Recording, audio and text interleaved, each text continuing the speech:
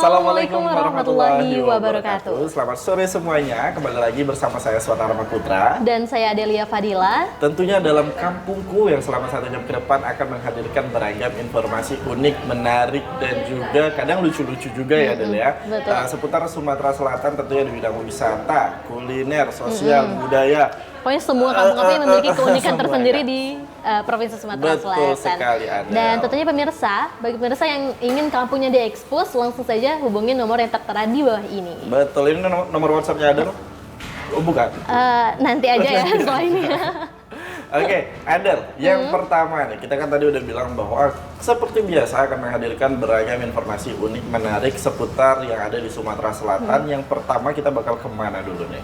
Yang pertama kita akan ke Kabupaten Banyuasin. Nah, di Kabupaten Banyuasin ini memiliki salah satu makanan khas yang udah dari zaman dulu nih, Suwarna.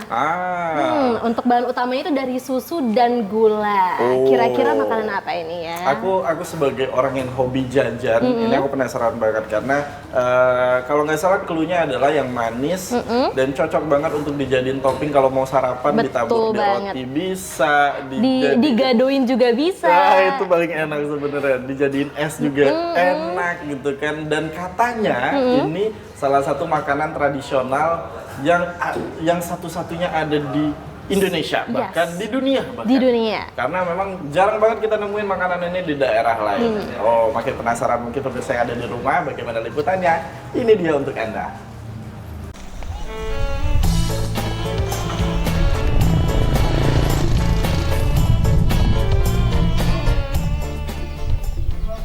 Desa Rambutan Kabupaten Banyuasin dikenal sebagai salah satu sentra peternakan kerbau rawa di Sumatera Selatan. Sayangnya, ketika kami datang, kerbau-kerbau itu sudah digiring pemiliknya ke rawa yang lokasinya cukup jauh.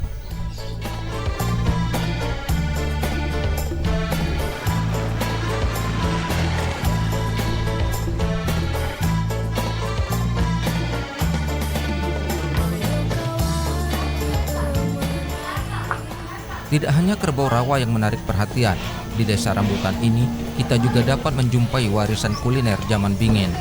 Berwarna kecoklatan, manis dan gurih, berbahan baku susu kerbau yang disangrai setelah bercampur gula pasir.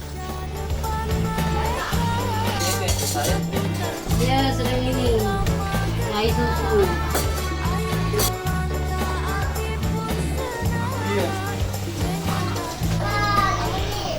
Bulopuan, begitulah warga menyebutnya.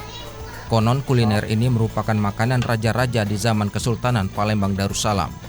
Dapat dinikmati secara langsung maupun dengan roti.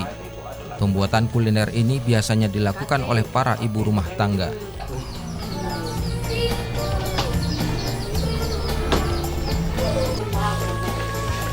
Pacar 3 jaman. 3 jam.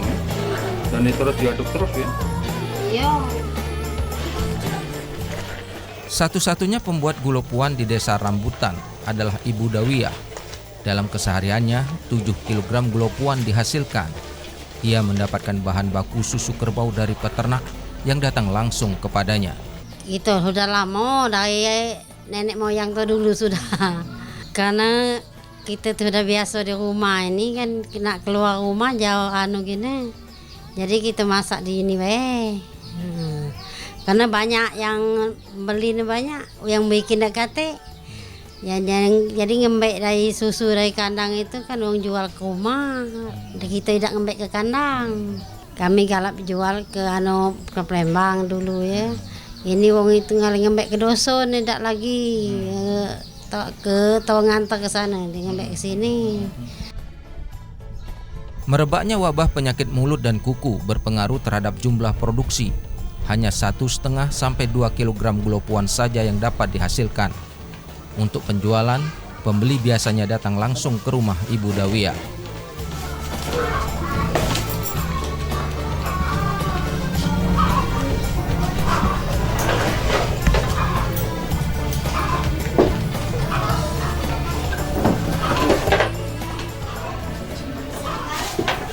Sering beli gulopuan sih? Udah sering, Pak. Karena apa?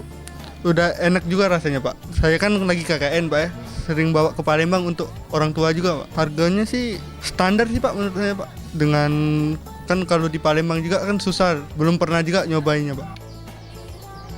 Gulopuan ini biasanya dijual seharga Rp100.000 per kilogramnya. Untuk rasa dapat dikurangi manis atau tidaknya. Selain datang langsung ke tempat Ibu Dawiyah, penjual gulopuan juga dapat ditemui di halaman Masjid Agung Palembang pada hari Jumat setiap pekannya.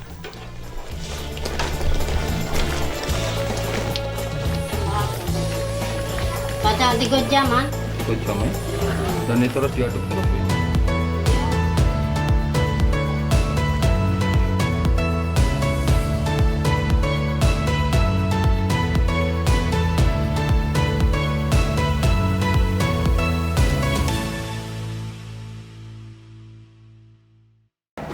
Ternyata nama makanannya itu gulopuan. Nah, biasanya nih Suwarna, waktu SD tuh sering banget nih jajan gulopuan. Aku nggak pernah nemu sih, susah. Beneran serius? Ada di daerahku tuh namanya gulo palu. Gulo palu, tapi beda loh sama gulopuan. Ada tahu gulo palu Gulo kan, palu yang dia tahu. pakai gagang dari bambu, Iya. terus kita iniin kan, terus sampai ini padahal Sampai bekas ngeras gitu. main kan, main tanah gitu, sampai keras baru Iya. dimakan. Tapi Itu emang enak banget. gulopuan ini menjadi salah satu makanan khas yang sangat disukai oleh masyarakat, khususnya masyarakat di Banyuasin. Betul Tapi banget. tidak menutup kemungkinan juga masyarakat di Kota Palembang. Tapi ini Sar. sayangnya udah jarang banget ditemuin Del. Semoga Yes. nanti semakin berkembangnya waktu, semakin banyak juga orang yang melestarikan budaya di bidang kuliner. Kuliner. Jangan sampai nanti anak cucu kita nggak bisa menikmati yang namanya girly sugar. Girly atau gulopuan. Gulopuan kan, gulopuan. Nah, Del, selanjutnya kita bakal beralih ke daerah lain dan juga akan beralih ke tentang cerita lain juga tentunya. Oke. Ada Kita kalau akan sarapan beralih- biasanya pakai apa? Biasanya nih dulu waktu kecil aku bakal makan kayak telur kampung yang dikasih susu. Telur kampung, ayamnya Iya. mana? Telur ayam Iya, kampung. telur ayam kampung maksudnya. Nah, tapi di sini kita akan membahas telur bebek yang ada di Desa Sembadak, Kabupaten Ogan Ilir nih, Oh, jadi konon di situ banyak sekali peternak yang peternak bebek petelur. Yes. Nah, jadi apa sih keunggulannya? Kenapa harus bebek? Apa bedanya telur bebek dan telur Telur ayam? ayam. Setahu aku bedanya cuma satu. Kalau di martabak pakai telur bebek itu lebih Lebih banyak, mahal. lebih Lebih banyak dan mahal lebih juga. mahal juga pastinya. Untuk kita langsung saja kita saksikan liputannya. Apa sih keunikannya dari telur bebek ini? Ini dia liputannya.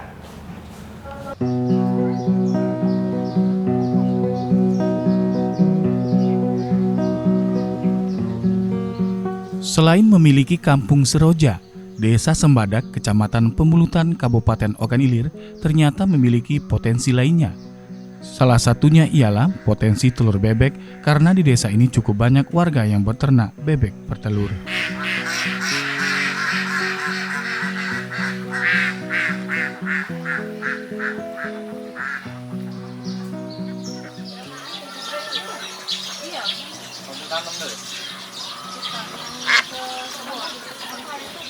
Beternak bebek petelur bisa menjadi peluang yang menguntungkan. Ternak bebek memiliki banyak keuntungan dalam segi usaha. Terlebih jenis usaha ini relatif terbatas dilakukan di daerah tertentu. Selain permintaan daging bebek yang cukup tinggi, telur bebek juga menjadi komoditas peternak bebek yang menjanjikan.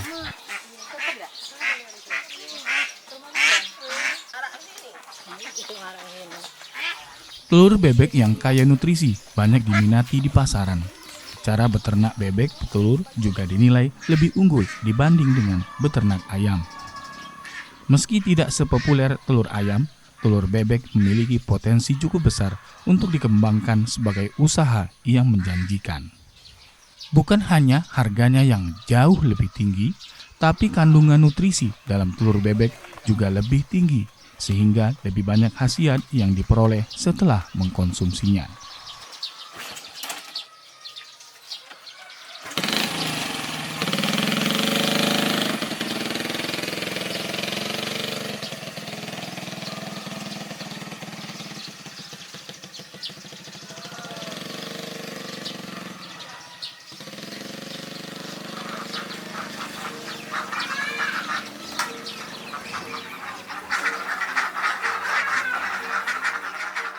Salah seorang warga desa Sembadak yang beternak bebek petelur ialah Aminah yang saat ini memelihara kurang lebih 100 ekor bebek. Bebek yang ia pelihara ini ialah berjenis bebek Jawa atau itik, yang ia ambil telurnya untuk dijual. Jika masa bertelur, bebek-bebek peliharaannya ini bertelur setiap hari. Tak susah ia menjual telur berwarna khas hijau ini karena ada pengepul yang datang ke desanya, yang dihargai 2.000 hingga 2.500 rupiah per butirnya. Telur-telur bebek peliharaannya bisa laku terjual 300 hingga 400 butir per minggunya. Pengepul-pengepul tersebut lalu menjualnya ke pasar-pasar di Palembang, rumah makan, dan lain-lain. Berapa lama warga sini ini menggalak? Lama memang petani bebeknya. Berapa kali sebulan atau berapa kampung cak ayam gitu? 6 bulan. 6 bulan sama Iya, kalau dia 6 bulan betul. 6 bulan betul. Setiap hari. Ya setiap hari. Berapa harga kita jual?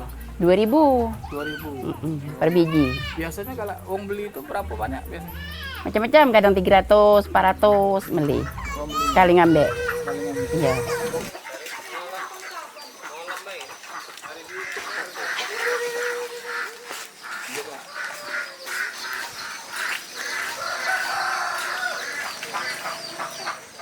Dikatakan Jabar, warga desa Sembadak lainnya. Cukup banyak warga desa Sembadak yang beternak bebek petelur di rumahnya, yakni sekitar 30%. Ia sendiri juga memelihara bebek petelur 50 ekor di samping rumahnya. Jika masa betelur, ia mendapatkan 30 hingga 40 butir per harinya. Untuk perawatan dan pakannya, dikatakan Jabar tak terlalu susah. Ia biasa memberikan pakan dedak yang bahannya banyak ditemukan di desanya, apalagi saat musim panen. Tiap hari kalau seumpamanya musimnya. Di musim ini bulan 9 kalau dia mulai bertelur. Sampai kapan, Pak? Sampai bulan 1. Nah, kalau dianya salah sudah di bulan 1 itu dia bersalin bulunya. Jadi murak bahasa kami itu. Kadang-kala itu yang kami membuat bibit itu tidak serempak, seragam, ya. Kalau ini Pak, pakannya apa aja Pak? Mudah nggak? Pakannya agak, kalau di musim 9 ini sampai bulan 1 itu mudah, sebab baru sudah panen itu. Banyak Pak ya? Karena terbuat dari apa Pak? Dari dedek, dari gabah padi itu.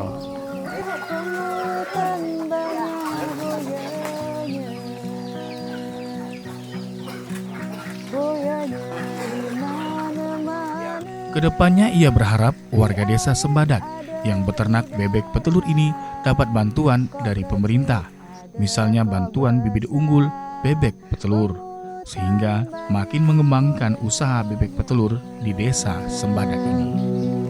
Awas-awas ku buayakan, uji bahasa orang mulutan, dapat percaya coba takonkan, pemulutan banyak boyanya.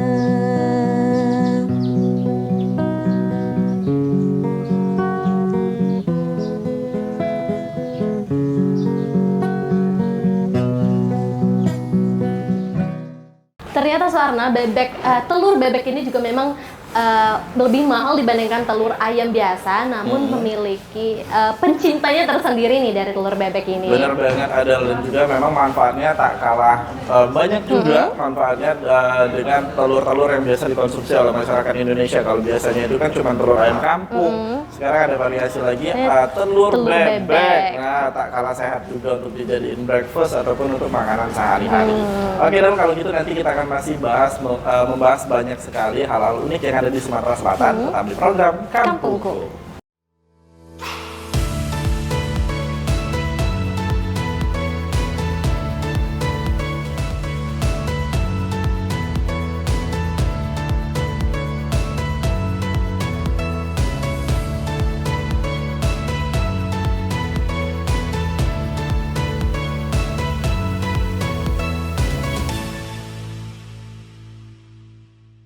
Terima kasih pemirsa, Anda masih bersama kami dalam program Kampungku. Nah, Suwarna, kalau tadi kita ada di Kabupaten Ogan Ilir, kita akan bergeser sedikit ke Kota Palembang. Oh, ada apa lagi nih di Kota Palembang? Di Kota Palembang, khususnya di Kelurahan Keramasan, Kecamatan Kertapati, ada Kampung Sentra Ikan Asin. Favorit aku nih, Del. Salah satu favorit kamu ya, salah satu favorit aku juga nih. Dengan apalagi sambal terasi mentah, dengan tahu goreng dan juga sayur asem. Dan jangan lupa nasi putih panas. Aku nasi putih dingin. Nasi putih dingin. Oh, tim nasi yang putih dingin ya? aku. Nah, di kampung ini udah berapa belas tahun tuh untuk mengolah ikan asin ini, makanya disebut jadi Kampung Sentra Ikan Asin. Nah, dan juga Adel tahu nggak sih bahwa ikan asin itu berbeda-beda dari beragam banyak jenis ikan, dari ada ikan gabus, terus juga kalau ada ikan sungai, bahkan ada ikan laut juga yang dijadikan ikan asin. Dan favorit aku itu ada namanya ikan asin bulu ayam. Ikan asin bulu ayam. Aku nggak tahu itu dari ikan apa, tapi yang jelas ikan asin itu kalau digoreng, tulangnya itu bisa dimakan juga.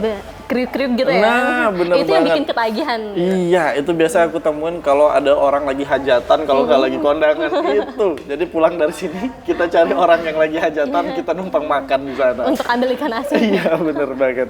Ya udah, kalau gitu Del, daripada makin penasaran bagaimana liputan tentang Kampung Ikan Asin ini, langsung saja ini dia untuk Anda. Kampung ini dikenal dengan nama Kampung Ikan Asin, berada di kawasan Keramasan Kertapati, Palembang. Mengenal kampung ini sebagai Kampung Sentra Ikan Asin. Tidak salah, kampung ini dinamakan demikian karena memang kepala keluarga di kampung ini mengandalkan ikan olahan ini sebagai mata pencarian utama. Lumayan tinggi lah, Pak. Total bersihnya sekitar 103.000. Nah, kalau tarik pulang macam ini. Ikan yang digunakan beragam, mulai dari ikan selar, gabus, sepat, dan ikan sungai air tawar lainnya. Dalam satu kali produksi biasanya membutuhkan 1 ton ikan. Kalau cuaca seperti sekarang, sering 2 hari, 3 hari. 2 hari Tapi seperti kalau lagi musim panas, 1 hari kering. 1 hari kering. Ini biasanya produksi per harinya itu berapa? Kalau sekarang lagi menurun, paling kira-kira 500 kilo basah per hari. 500 kilo basah per hari. Kalau lagi musim panas, sekarang nyampai 1 ton, 1,5 ton sehari. Ini dikirim kemana, Pak? Padang. Ke Padang? Iya, Padang Kota, Pasaraya. Pengirimannya berapa kilo biasa? Biasanya kalau lagi musim sekarang paling 10 kardus gudang garam seminggu. Berapa kilo itu kira-kira, Pak? Itu sekitar 500 kilo. 500 Kalau kilo. lagi musim panas, musim banyak tuh, sampai pernah hampir 2 tonan sekali kirim. Ikan asin dari kampung ini dikirim ke berbagai provinsi tetangga, seperti Sumatera Utara, Padang, dan beberapa provinsi lainnya. Ada juga yang dijual di pasar tradisional di Palembang.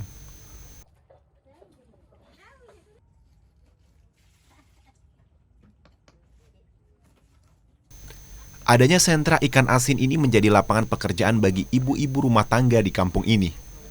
Erna dan ibu rumah tangga di kampung ini setidaknya mendapatkan biaya tambahan, di mana upah dari membersihkan 1 kilogram ikan ini dihargai Rp1.000. Biasanya, Erna dan ibu rumah tangga lainnya dapat membersihkan sebanyak 1 ton ikan per hari. Tergantung musim dan juga cuaca. Jika musim dan cuaca mendukung, maka Ibu Erna dan ibu rumah tangga lainnya dapat membersihkan lebih dari 1 ton ikan per hari. Tergantung dari ikannya, kalau ikannya banyak, dapatnya banyak. Biasanya berapa kilo? Ya kalau ikannya banyak, kadang kami boleh 60 kilo? Iya. Berapa 60 kilo tuh? 60.000. 60.000. Ya. Lah berapa lama kita kerja? Kerja ini hampir 5 tahunan lah. 5 tahunan. Di sini. Yuk. Sekitar bulan 12 awal tahun ya, bulan 4. Kan lagi banyak-banyak yo itu. Kalau lagi di kitchen ini paling maksimal berapa Paling kilo? maksimal 20 kilo boleh. Kalau lagi bulan-bulan banyak besar, nah kadang ikannya nanti. Ikan apa Bi ini biasanya? Ikan gabus, ikan sapil ini. Itulah cuma 2 ini lah. Ikan gabus sama ikan sapil. Dari jam berapa biasanya kita Bu? Sampai jam berapa? Tergantung ikannya. Kalau ikannya datang pagi. Kalau ikannya siang ikannya. Kampung ini sudah sejak lama menjadi sentra ikan asin dan terkenal memiliki kualitas yang baik. Sehingga kualitas inilah yang dicari dari konsumen di luar provinsi. Bahkan karena kualitasnya yang baik, permintaan akan ikan asin keramasan ini cukup tinggi dengan harga yang menjanjikan. Tentu saja hal ini berpengaruh bagi kesejahteraan warga di kampung ikan asin ini.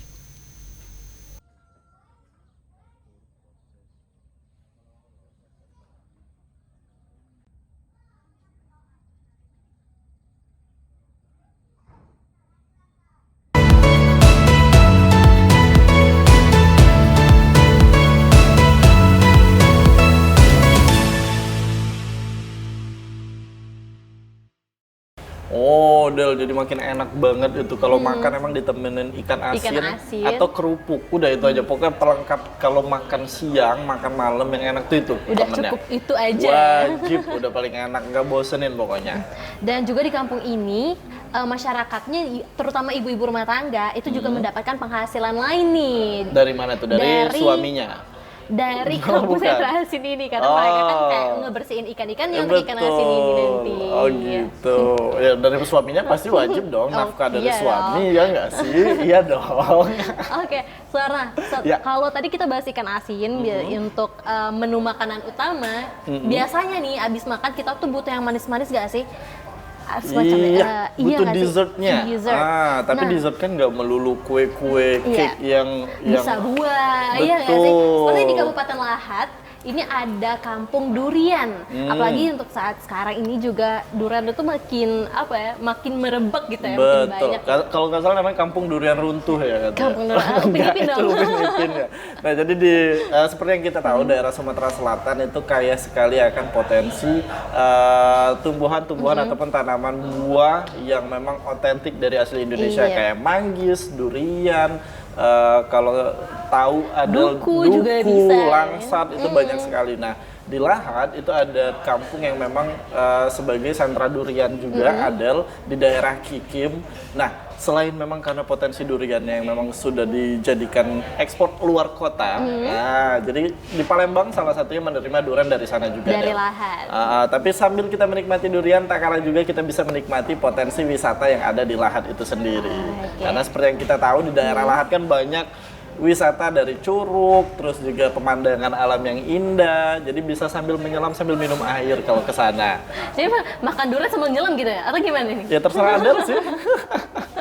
Nah, kalau Adel mau tahu gimana keseruannya kita jalan-jalan ke Lahat sambil juga dengan wisata kuliner makan durian. Nah, langsung saja kita saksikan. Ini dia liputannya.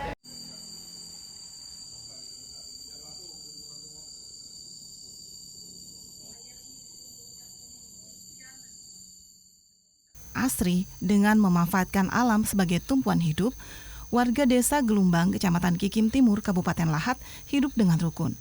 Desa ini dilewati Sungai Empayang, sungai yang menjadi sumber mata air warga di Kecamatan Kikim area.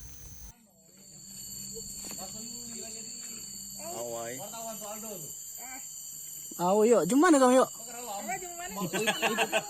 Itu tuh kalau di pengepok, tidak dibeli kan kalau isinya bagus. Desa dengan penduduk 751 jiwa yang terdiri dari 173 kepala keluarga, mayoritas menggantungkan hidupnya dengan bertani. Ada yang bertani sawit, karet, dan durian. Pada musim panen durian, yakni pada periode Juni hingga September setiap tahunnya, banyak warga mendapatkan berkah dari pertanian durian. Alasannya sekitar 95% warga di desa itu mempunyai kebun durian.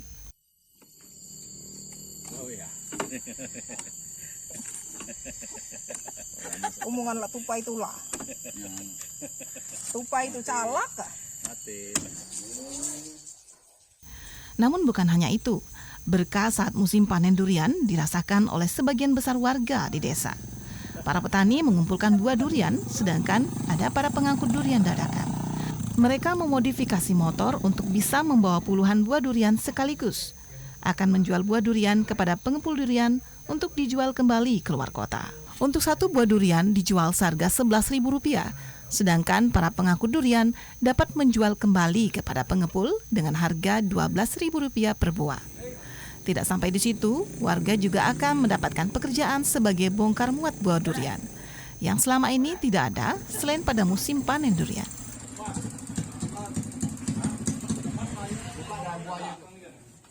Iya, sangat banyak sekali masyarakat sini sedang antusias panen durian. Saat ini Pak, memang sedang panennya Pak? Iya, sedang panennya, sedang acara puncak panen durian. Sampai 10.000 buah durian yang alhamdulillah dari perkebunan pertanian durian yang di seberang sini, seberang Sungai Empayang. Kebun durian di desa ini terbilang cukup luas, mencapai ratusan hektar. Bukan tidak mungkin setiap hari saat musim panen, sebanyak 8 hingga 10.000 buah durian dapat dikumpulkan petani.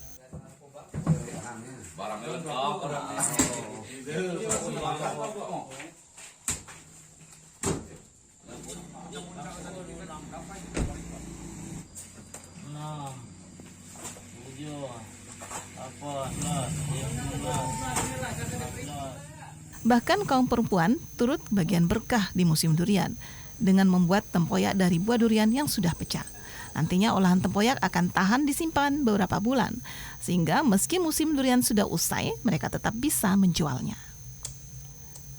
Kualitas buah durian yang bagus memudahkan warga di desa Gelumbang menjual buah durian, bahkan produk olahan tempoyaknya, sehingga saat musim panen tiba seperti sekarang dapat menghidupkan perekonomian masyarakat.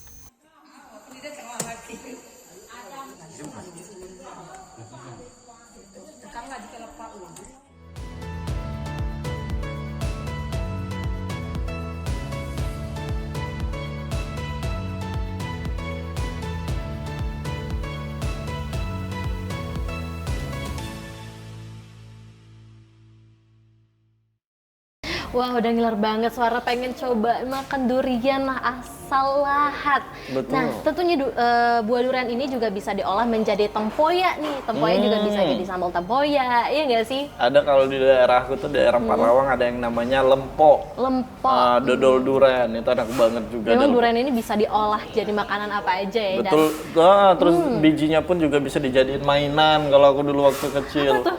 Ada, aku nggak tahu namanya, susah juga ngejelasinnya. Tapi nanti aku bikinin deh. Cuman bahaya, mainannya agak tajam soalnya itu. Nah, Del, tadi kita udah bahas banyak sekali makanan. Nah, sama mungkin bagi pemirsa yang ada di rumah, mungkin dari tadi notice nih, sebenarnya kita ada di mana sih gitu kan. Tempatnya memang asik banget. Ini kita duduk di, empuk banget. Chill banget juga ya, Chill apalagi kursi pokoknya. ini. Kayaknya ini jadi salah satu kursi favorit para pengunjung di tempat betul ini. Banget. Nggak juga sih katanya. Nah, di mana sih kita sebenarnya? Kita ada di Calories Overload. Calories Overload. Namanya aja udah menggambarkan bahwa kalau kesini nggak mungkin kita nggak makan kalap gitu kan. Betul. Karena tadi ada, lu udah makan apa aja nih di sini? Tadi aku udah cobain jus pokat. Terus juga kimuchi zumacha. Wah, itu enak banget tuh. Terus makannya apa? Ada yang udah? Ada nasi goreng rawon. Tempo dulu platter. Wah, masih banyak lagi deh. Pokoknya makanannya ada di Calories Overload ini. Sesuai namanya nih, Calories Overload. Bakalan overload nih kalori yang masuk ke badan. Aku berhubung lagi diet, jadi aku tadi nggak makan apa-apa. Lagi diet ya? Bohong banget. Tadi aku juga udah nyicipin sih, ada Parmesan Truffle Fries, terus juga minumnya tadi aku ada minum coklat dingin, karena aku lagi... Coklat dingin atau ice coklat ini? Ice coklat dingin sama aja, Adel. Ya Allah, pokoknya enak banget. Ini tempatnya buat nongkrong dan juga sebenarnya tempatnya memang cukup instagramable, Adel. Tapi yang jelas ini nyaman untuk diajak untuk keluarga atau mau meeting di sini pun juga bisa atau gitu, mau karena sambil buat ruangannya tugas juga juga aman. bisa. Bener banget. Pokoknya yang penasaran langsung aja datang ke Calories Overload. Ada di Jalan Raja Wali. Search aja di Maps Engine-nya, nanti pasti langsung diarahkan tepat ke lokasinya di Calories Overload.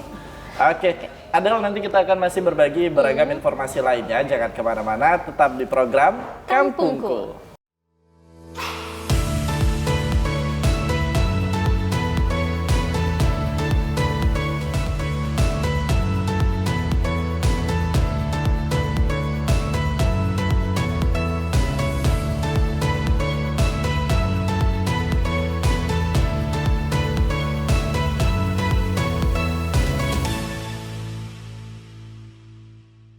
Dan pemirsa, terima kasih masih bersama kami di program Kampungku. Nah, Del, tadi kita sudah membahas beberapa daerah dan juga potensi wisata dan juga kulinernya yang paling penting. Yang ada di Provinsi Sumatera Selatan. Betul. Nah, selanjutnya kita bakal kemana lagi ini? Kita akan ke Kelurahan Air Lintang, tepatnya di Kabupaten Muara Enim. Di sini ada Kampung Santri nih, Sarna. Itu makanan jenis apa itu? Oh, bukan makanan lagi, bukan makanan. Aku pikir semuanya makanan hari ini. Kampung Santri. Kenapa dinamakan Kampung Santri? Kampung Santri karena di sini banyak santri-santri yang mereka itu belajar, nggak hanya belajar tentang agama, tapi juga mereka belajar tentang ilmu pengetahuan umum dan juga olahraga sebagai bekal untuk masa depannya nanti. Masya Allah, insya Allah penuh berkah. Masih terbawa. Biasa bawain acara rohani gitu kan. Nah, benar banget apa yang udah Adel sampaikan bahwa memang di daerah Muara Enim ini ada namanya yang Kampung Santri, di mana santri bukan hanya dituntut untuk belajar tentang ilmu agama saja, tapi diharuskan juga pengetahuan umum lainnya juga. Betul banget, Adel. Jangan sampai nanti generasi muda kita akhlaknya tergerus, tapi juga ketinggalan akan informasi dan juga pengetahuan umum. Jadi harus seimbang. Kayak kita berdua di sini. Kayak kita berdua ya. Jadi akhlaknya Masya Allah, pengetahuannya Alhamdulillah. Oke, kayaknya pemirsa di rumah udah penasaran nih, gimana sih Kampung Santri yang ada di Kabupaten Muara Enim ini? Ini dia liputannya untuk Anda.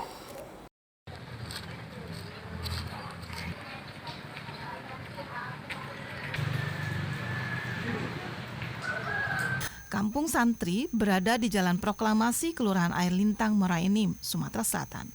Berdiri sekitar tahun 2010, sudah banyak memberikan kemajuan dalam mengasuh dan membimbing anak-anak yang kurang beruntung menjadi siswa yang berprestasi. Pendidikan di Kampung Santri dipusatkan di Panti Asuhan As-Saada di bawah asuhan Ustadz Awaludin, menerapkan pendidikan formal maupun non-formal, olahraga, bahkan di bidang dunia usaha.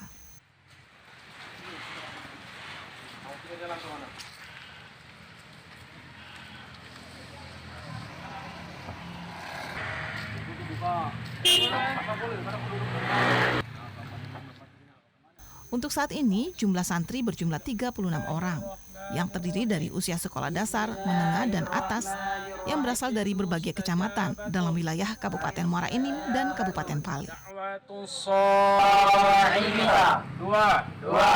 Doa orang yang terzalimi. Ataupun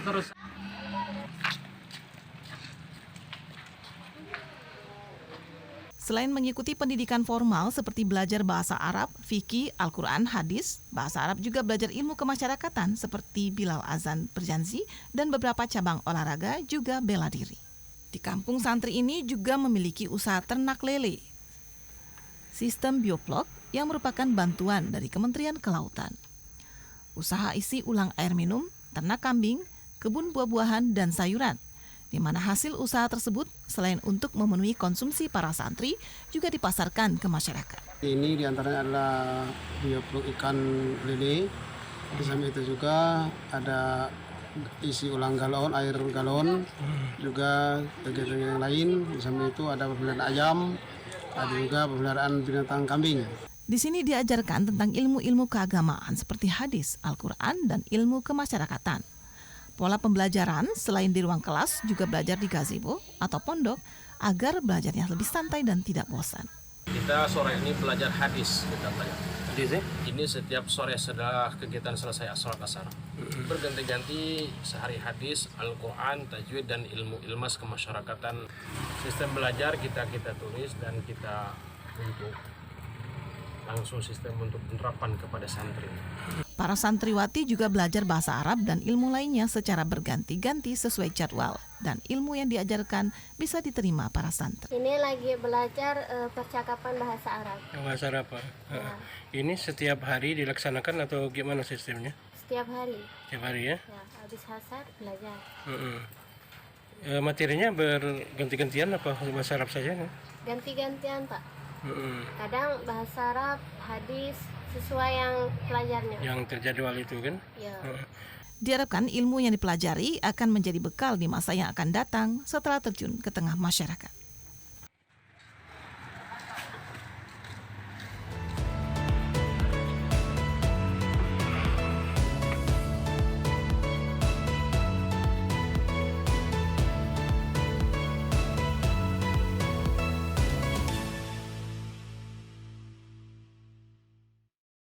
Nah, jadi mungkin ini bisa juga jadi untuk ide dan juga referensi bagi orang tua yang ingin menyekolahkan anaknya di kampung santri ini. Betul banget, Del, karena mungkin anak di usia remaja kan 10 sampai 15 itu lagi aktif-aktifnya gitu kan. Oh, pokoknya pengen main, pengen motoran kebut-kebutan mana-mana. Daripada begitu, mending langsung disalurkan ke kampung santri, jadi dia bisa belajar banyak, agamanya dapat dan juga ilmu pengetahuannya juga dapat.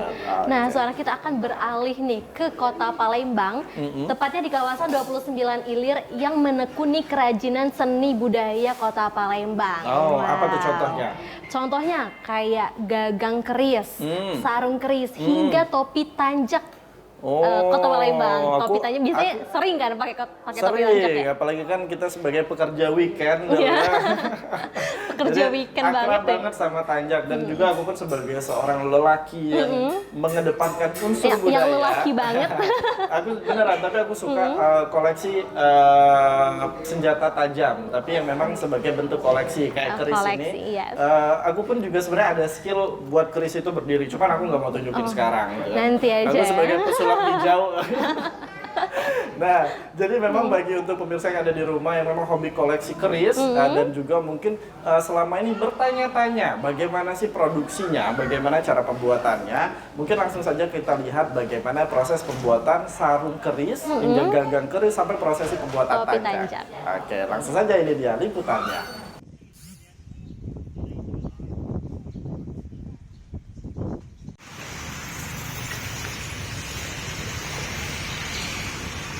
Sebagai salah satu kota besar di Indonesia, Kota Palembang mengalami perkembangan yang pesat, sehingga arus modernisasi tidak dapat terelakkan.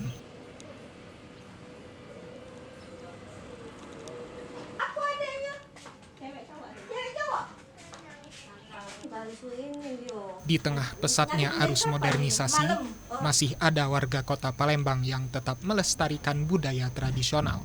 Salah satunya di kawasan 29 Ilir ini.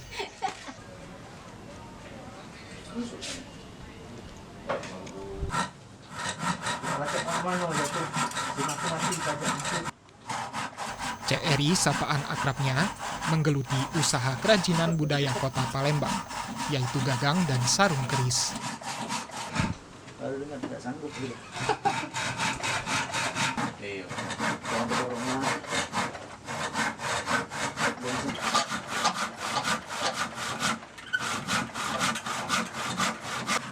CRI mengamini arus modernisasi dengan menggunakan metode-metode modern dalam membuat gagang dan sarung keris.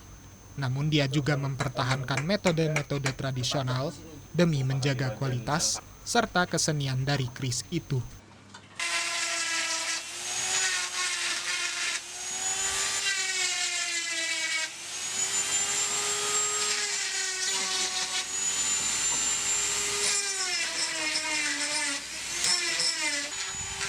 CRI mengaku hasil kerajinannya telah terjual ke beberapa daerah di Sumatera Selatan. Bahkan ada juga yang ke daerah lainnya di Indonesia.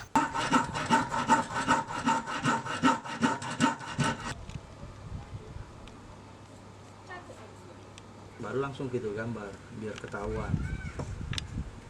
Tergantung bilah keris. Kurang lebih 2 tahun lah, kurang lebih 2 tahun. Waktu itu prosesnya, saya punya usaha, kan karena musim waktu itu Covid ya, Covid-19, jadi nyalurkan hobi. Nah, rupanya ada respon dari orang luar kan. Kalau sekarang ada yang dari Palembang sendiri, ada juga dari kabupaten kota, terus juga ada sudah sampai ke Riau, Kalimantan, terus Jawa.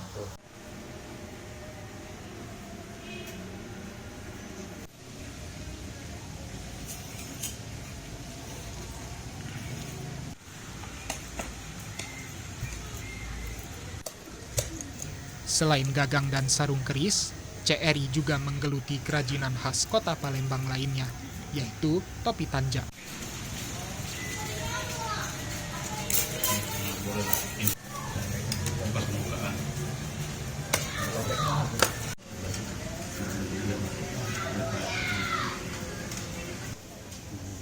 Dalam membuat kerajinan topi tanja, Cek Eri tidak sendirian.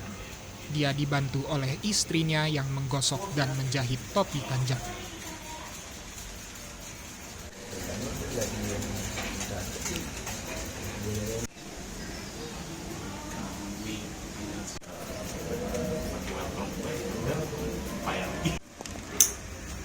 Wanita yang akrab dipanggil Cek Tin ini menghasilkan topi tanja dalam berbagai bentuk yang terbuat dari kain songket serta kain batik.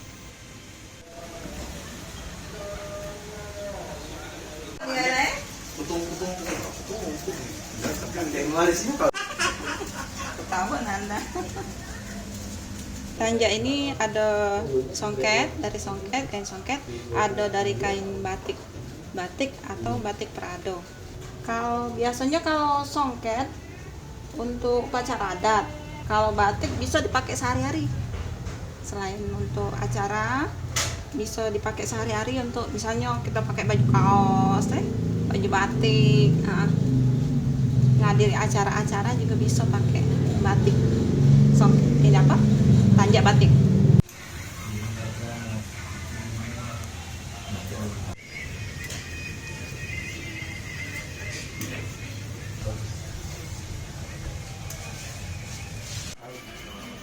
Melalui kerajinan gagang dan sarung keris serta topi tanja, arus modernisasi bukan menjadi halangan bagi Cek Eri dan keluarga dalam melestarikan budaya asli Kota Palembang sehingga tidak punah tergerus zaman.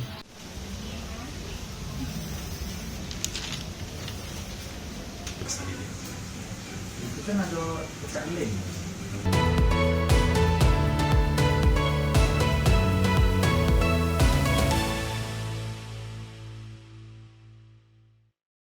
Oh, Suarna, memang pelestarian seni budaya yang ada di Kota Palembang ini di tengah modernisasi tetap menggunakan alat-alat tradisional biar nilai-nilainya tetap terjaga. Iya, Adel. Mungkin sekarang udah jarang ya kesehariannya kita nemuin orang pakai tanja, nggak mungkin kan ya kalau nggak di acara-acara khusus. Tapi ini tetap harus dijaga supaya awet sampai tahun-tahun ke depannya, sampai ke masa depannya tetap dipakai orang-orang. Gitu loh. Nah, selanjutnya kita akan beralih ke Kabupaten Lubuk Linggau. Namun setelah usai jeda berikut ini tetap bersama kami dalam program Kampungku.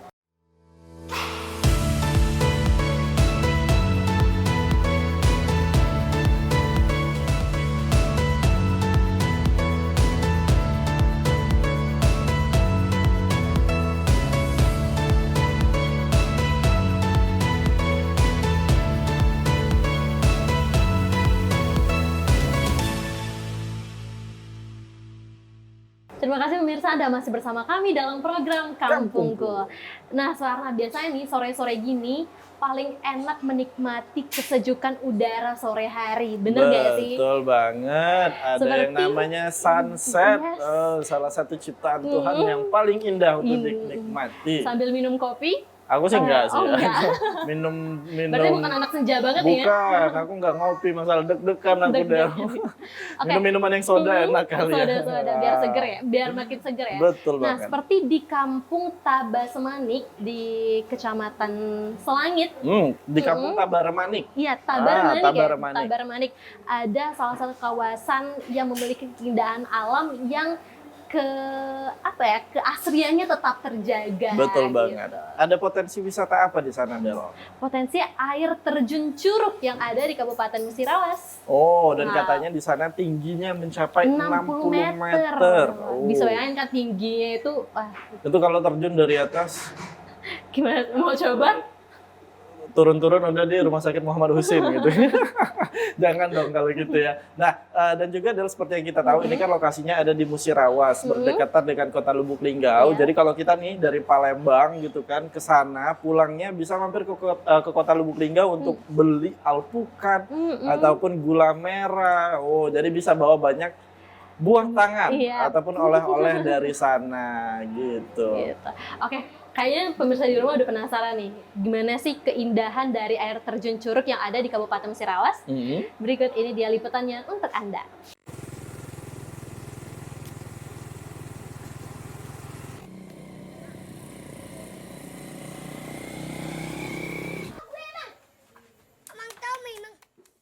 Kampung Desa Tabak Remanik merupakan salah satu desa yang berada di Kecamatan Selangit, Kabupaten Musirawas.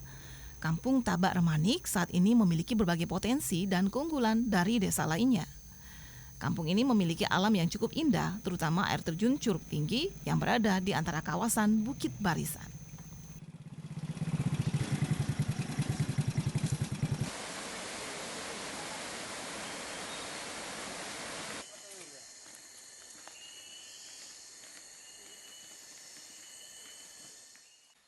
Bagi Anda yang mempunyai wisata alam bersama teman dan keluarga, mungkin tempat yang satu ini bisa menjadi alternatif untuk berlibur.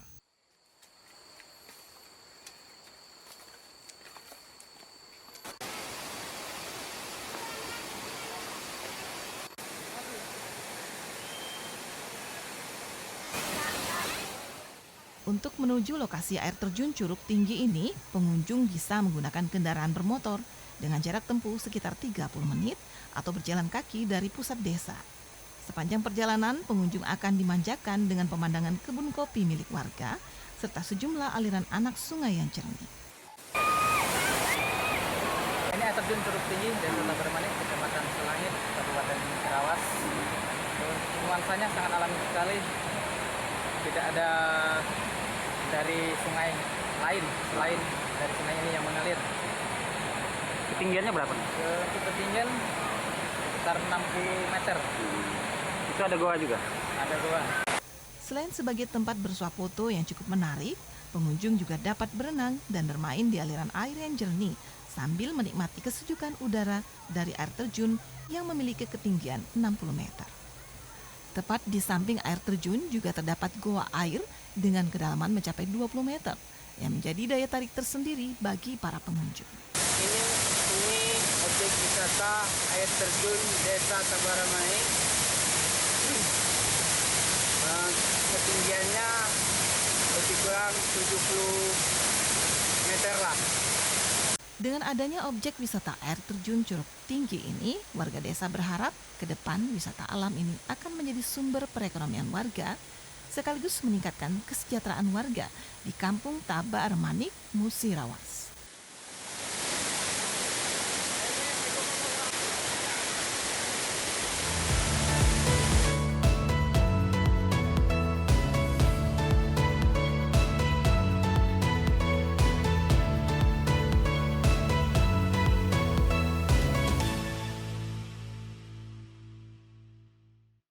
Nah, Del, mungkin ini bisa jadi referensi juga. Ini kan udah deket-deket akhir tahun. Yang namanya kita bakal segera menikmati yang namanya liburan. Tapi apakah kita liburan? Nggak tahu. Karena ada tugas ya. Kalau Adel biasanya sih liputan arus mudik ya. Nah, jadi ini bisa ide juga nih bagi pemirsa yang ada di rumah. Kalau mau liburan akhir tahun nanti, langsung itu bisa aja ke air terjun Curug ini. Curug Tabak Remanik gitu. Untuk menempuh lokasinya pun itu tidak terlalu jauh, cukup 30 menit dari pusat desa. Itu pun nanti semakin ada perbaikan terkait wisata dan juga jalan ke sananya. Dan juga di samping air terjun ini ada goa air yang memiliki kedalaman 20 meter nih, Suarna. Berarti nggak cuma air terjun, tapi juga ada goa airnya nih yang menjadi destinasi wisata para pemirsa di rumah. Nah, selanjutnya kita bakal kemana lagi? Untuk liputan yang terakhir, agak berat nyampeinnya ya. Apa kita nggak usah sampein ya? Jangan. Biar jalan terus ya. Biar jalan terus. Jangan. Tetap harus kita sampaikan karena ini informasi mungkin ini jarang terfikirkan, cuman itu ada di sekitar kita. Ada di sekitar kita. Dalam banget. Jadi ini untuk masyarakat Kota Palembang yang memang bekerja dari Senin sampai ke Senin lagi ya, yang jarang liburan keluar kota, ada solusinya. Nggak harus ke Musirawas. Di Kota Palembang ya? Nggak harus ke Musirawas, ke air terjun tadi yang memang harus mengeluarkan waktu lebih. Kalau ini nggak harus kok. Ini ada di Kota Palembang. Ada air-airnya juga. Ada air-airnya juga. Air-airnya juga. Oke, apa itu? Ada di mana? Di kawasan Kambang Iwa. Oke. Mungkin memang tidak terfikirkan bagi masyarakat Kota Palembang untuk berwisata di Kambang Iwa ini karena memang setiap harinya melintasi lewat-lewat aja. Iya, melintasi Kambang Iwa ini. Tapi memang Kambang Iwa ini menjadi salah satu destinasi wisata bagi masyarakat Kota Palembang dan juga ini destinasi wisata bersejarah nih Suarna. Benar banget, karena kalau kita lihat tilik sejarahnya dahulu ini merupakan salah satu pembangunan yang dilakukan pada zaman Belanda juga Adel ya. Dan sekarang pun sudah beragam nih yang jualan makanan di sana banyak murah-murah. Aku jajan di sana kemarin cuma habis berapa tapi udah kenyang banget ya. Karena aku dari rumah udah makan. Udah makan begitu. Nah, terus Del di sana juga kalau yang mau hiburan gitu kan ada sewa otopet juga. Ada skuter gitu nggak sih? Ada skuter juga dan juga untuk kita para lelaki di situ tentunya. Ada apa tuh? Nggak usah aku sambungin ya. Di situ juga ada jogging track juga gitu kan. Jadi buat nongkrong sore-sore di situ kan ada kolam airnya juga. Aku sering lihat biawak sih. Iya, aku sering. Karena memang kawasan Kambang Iwa ini selain dia memanjakan mata, juga kita bisa sambil olahraga, rekreasi bareng keluarga, dan juga jajan makanan yang di sekitar Kambang Iwa itu. Atau kayak Adel yang masih joms gitu kan, jogging di sana, siapa tahu sendiri bisa dapat kenalan, jajan bareng gitu kan, terus naik skuter bareng, gitu kan, siapa tahu. Skenario-nya bagus banget ya. Hanya di FTP kayaknya. Nah, untuk pemirsa yang ada di rumah mungkin lupa nih bagaimana sih suasana Kambang Iwa yang sebenarnya kalau kita jadikan tempat rekreasi, ini dia liputannya.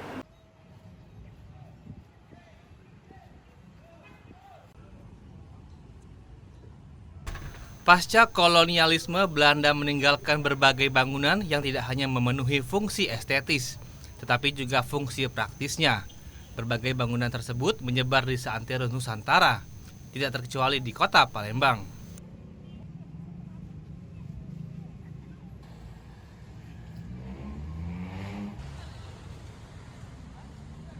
Taman Kambang Iwa merupakan salah satu peninggalan Belanda di Palembang yang masih ada hingga saat ini. Taman Kambang Iwa berlokasi di antara Jalan Tasik dan Jalan Sutomo, Kota Palembang. Di Palembang, Taman Kambang Iwa menjadi tempat favorit bagi warga Kota Palembang untuk berolahraga dan berekreasi pagi hari ataupun sore hari tanpa harus mengeluarkan biaya.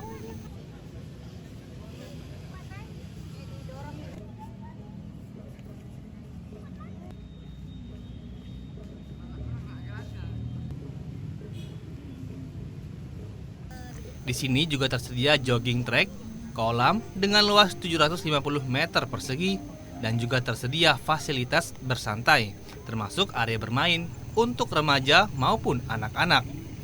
Safri, salah satu warga Kota Palembang yang memilih Taman Kambang Iwa menjadi tempat favoritnya untuk berolahraga, sembari berekreasi menghabiskan waktu liburnya.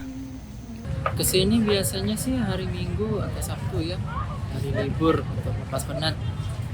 Biasanya sih bersama keluarga atau teman untuk olahraga. Karena di sini menurut saya tempat asri ya, bagus, ramai orang. Saya suka keramaian, jadi memilih tempat di sini. Ada juga tempat kulinernya untuk makan dan minum. Jadi menurut saya oke sih tempat. Selain tempat berolahraga dan rekreasi, Taman Kambang Iwa juga terdapat banyak pedagang kaki lima. Menjajakan dagangan dengan membuka lapak seadanya. Berbagai jenis dagangan yang tersedia di sini, mulai dari makanan, minuman, pakaian, mainan anak-anak, dan barang lainnya.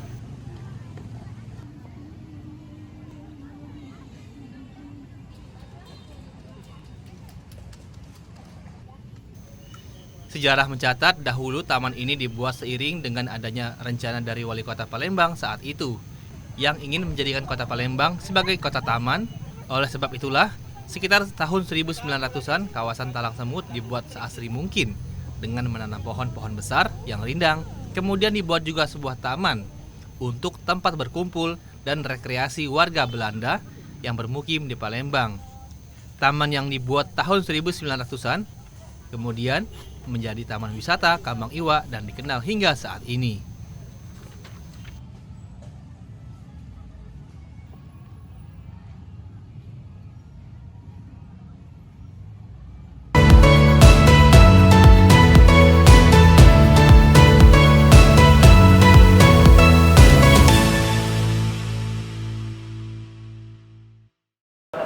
Wah, Suwarna melihat keindahan Kampung Iwa, aku jadi pengen jogging nih. Udah sore ini. Sore ini ya, langsung ya kita.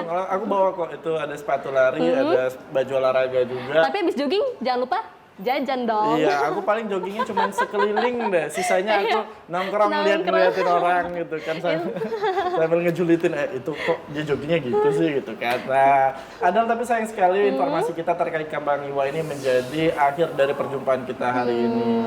Sedih banget. Tapi jangan khawatir pemirsa, karena minggu depan bakalan ada program Kampungku juga. Ya, tapi belum tentu sama aku deh. Iya. Itu yang bikin sedih sebenarnya. Tapi nggak apa-apa, ada si Yohan, ada si Dela juga, ada Kak Kiki juga. Ada Kiki juga. Jadi semuanya kita di sini memang niatnya dari hati untuk menyampaikan seluruh informasi yang baik tentang Sumatera Selatan. Betul, dan juga untuk ide juga tentunya bagi pemirsa di rumah ingin wisata, liburan ataupun mau kulineran. Nah, kalau gitu untuk pemirsa yang ada di rumah jangan lupa kalau mau kampungnya atau potensi wisata ataupun kulinernya yang unik, menarik ataupun yang pengen diekspos, langsung saja hubungi nomor yang ada di bawah ini. Oke deh, kalau gitu akhir kata saya Sonarma Putra. Saya Adelia Fadila. Pamit undur diri. Wassalamualaikum warahmatullahi wabarakatuh. Sampai jumpa.